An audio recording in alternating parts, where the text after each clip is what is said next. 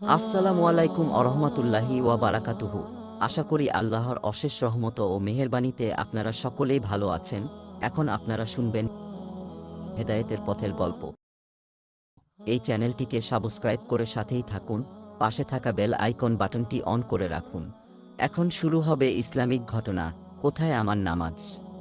বাদশাহর বিচার অন্ধকার ঘরে শুয়ে আছে রাহাত। আজকে সারাদিন অনেক খাটনি গেছে, প্রচণ্ড ক্লান্ত। কখন যে বিছানায় শুয়ে থাকতে থাকতে ঘুমিয়ে গেছে টেরও পায়নি। এখন ঘুম থেকে উঠতে ইচ্ছা করছে না। রান্নাঘর থেকে মা ডাকলেন, রাহাত, আর কত ঘুমাবি? আলসেমির একটা সীমা থাকা দরকার। ওঠ এখন, আয় চা খা। মোবাইলে সময় দেখল রাহাত। তারপর অনেক কষ্টে নিজেকে টেনে উঠিয়ে অজু করতে গেল। মাগরিবের আজান দিয়েছে, অনেকক্ষণ হয়েছে, আর বেশি সময় নেই। না, এত দেরি করা ঠিক হয়নি। বালতিতে হাত পা ডুবিয়ে 2 সেকেন্ডে অজু করল। তারপর তাড়াহুড়ো করে নামাজ শুরু করল। আল্লাহু আকবার, আলহামদুলিল্লাহি রাব্বিল আলামিন। দুপুরে কিছু খায়নি, ক্ষুধা লেগেছে। কুল হুয়াল্লাহু আহাদ। আম্মু কি চায়ের সাথে কিছু নাস্তা বানিয়েছে? সুবহানা রাব্বিয়াল আলা। সেজদায় শুয়ে থাকতে ইচ্ছা করছে, হঠাৎ মাটি অসম্ভব জোরে কেঁপে উঠল। সেজদা থেকে উল্টিয়ে পড়ে গেল রাহাত। ব্যথায় কুঁকড়ে গেল শরীর। মুখে কিসের যেন গুঁড়ো পড়ছে। উপরে তাকিয়ে দেখল বাড়ির ছাদ ভেঙে পড়ছে। ছুটে ও ঘর থেকে বেরুল। বেরিয়ে যা দেখল তাতে ওর চোখ প্রায় কপালে উঠে যাওয়ার অবস্থা। ওর বাড়ি ঘর এলাকা কি করে যেন অদৃশ্য হয়ে গেছে। সেখানে আছে এক বিশাল ধবধবে সাদা মাঠ।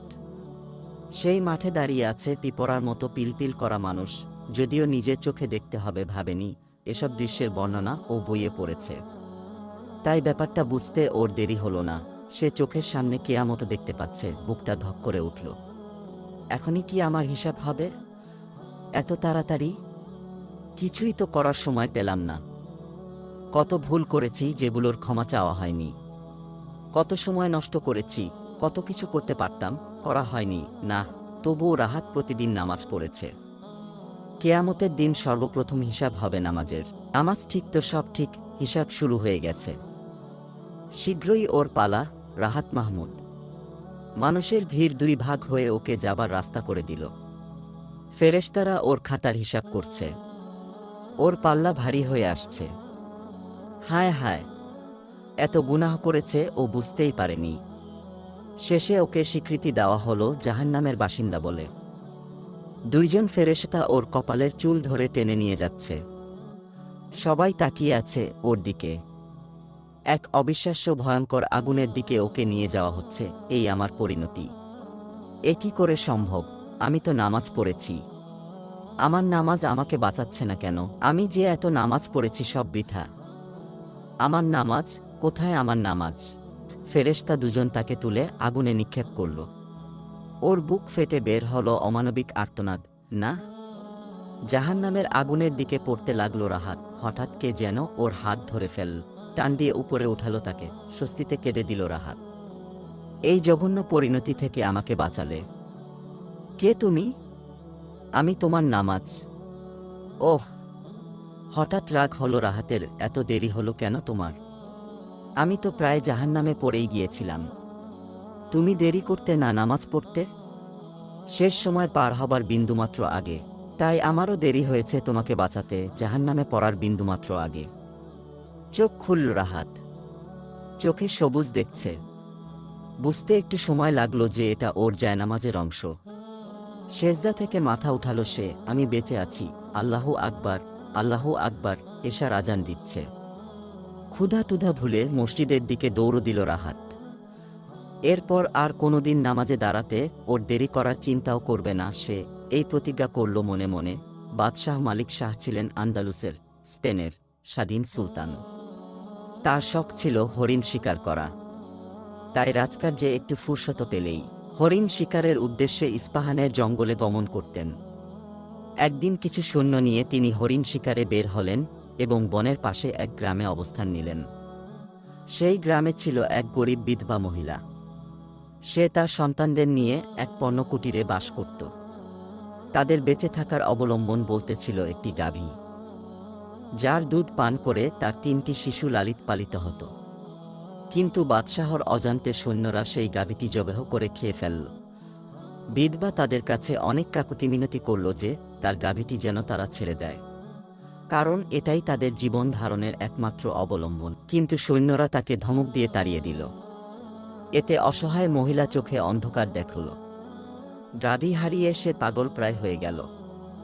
সৈন্যদের কাজে বাধা দেওয়ার কেউ ছিল না বলে ফ্যালফ্যাল করে তাকিয়ে গাভী জবহের দৃশ্য দেখা ছাড়া তার কিছুই করার ছিল না।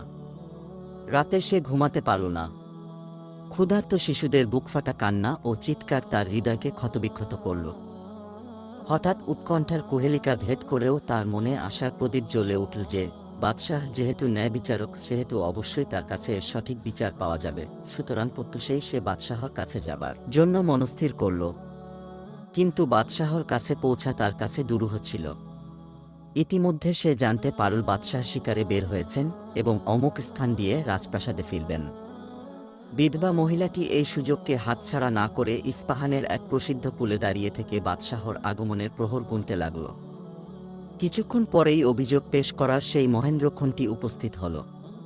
বাদশাহ পুলের উপর পৌঁছার সাথে সাথেই বিধবা সাহস ও দাপটের সাথে বলল, হে আন্দালুসের সুলতান, আমার ব্যাপারে এই পুলের উপরেই ইনসাফ করবেন নাকি আখেরাতের পুলছিরাতে?